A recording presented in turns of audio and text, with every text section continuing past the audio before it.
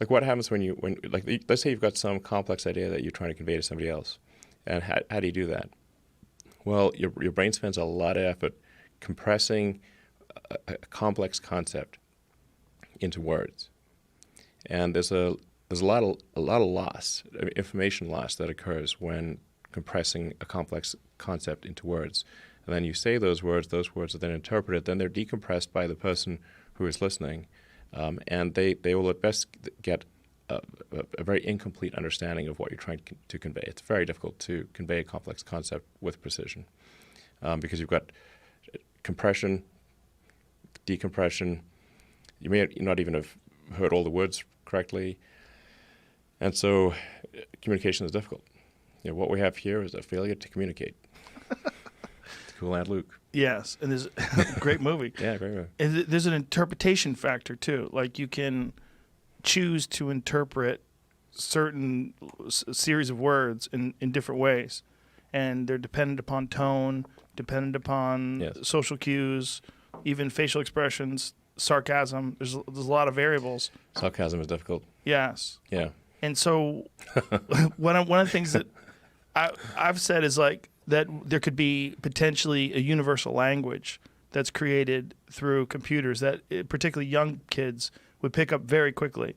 Like my kids do TikTok and all this jazz, and I don't know what they're doing. They just know how to do it, and they know how to do it really quickly. Like they learn really quickly, and they show me how to edit things. And it's if you taught a child from first grade on how to use some new universal language, I mean essentially like a Rosetta Stone, and something that's done that interprets your thoughts, and you can convey your thoughts with no room for interpretation, with very clear, where you know what a person's saying, and you can tell them what you're saying, and there's no need for noises, no need for mouth noises, no need for these sort of accepted ways that we've sort of evolved to make sounds that we all agree.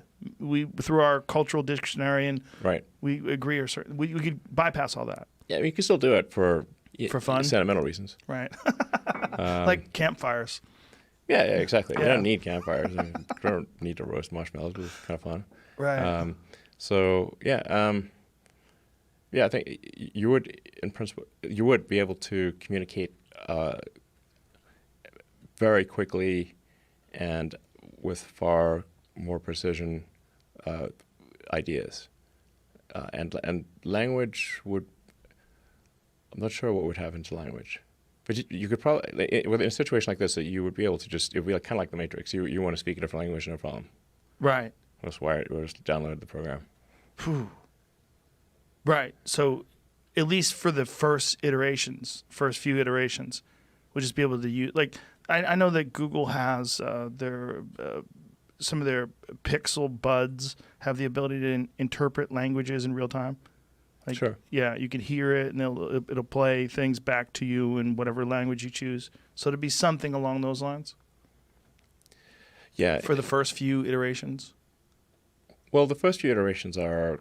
I mean, what I'm talking about is like in the limit over time. With a lot of development. The first few iterations, really, in the first few versions, all we're going to be trying to do is solve brain injuries. So it's like don't worry that it's not going to sneak up on you. This will take a while. How many years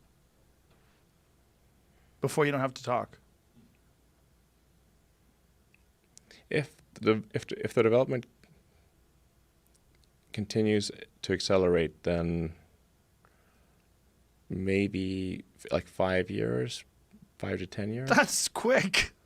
That's really quick. That's the best case scenario. No talking anymore in 5 years. Best case scenario. But 10 years more like it. I've always speculated that aliens could potentially be us in the future, because if you look at like the size of their heads and the fact that they have very little muscle and they don't use their mouth anymore, they have this tiny little. I mean, the archetypal alien that you see in like Close Encounters of the Third Kind, they're like if you went from like Australopithecus or ancient hominid to us, what's the difference? Less hair, less muscle, bigger head, and then you just keep going. 1,000, 1,000,000, whatever year, or 5 years, whatever happens when Neuralink goes on online, and then we slowly start to adapt to this new way of being, where we don't use our muscles anymore. We have this gigantic head. We can talk without words. You could also save state. And Save state? Save state, like save your brain state, like a saved game in a video game. Whoa. like if you want to swap from Windows 95 Well, to like you hopefully a little better than that, but yeah. I think we are Windows 95 right now. From a future perspective, probably. Yeah. But yeah, I mean, you could save state and restore that state into a biological being if you wanted to in the future. In principle, there's like nothing like from a physics standpoint that prevents us. Now you'd be a little different, but then you're also a little different when you wake up in the morning from yesterday, and you're a little different. In fact, if you say like you 5 years ago versus you today, is quite a big difference. Yes. So you'd be substantially you. I mean, you'd certainly think you're you. But the idea of saving yourself and then transforming that into some sort of a biological state, like you could hang out with 30-year-old you. I mean, the possibilities are endless. That's so weird.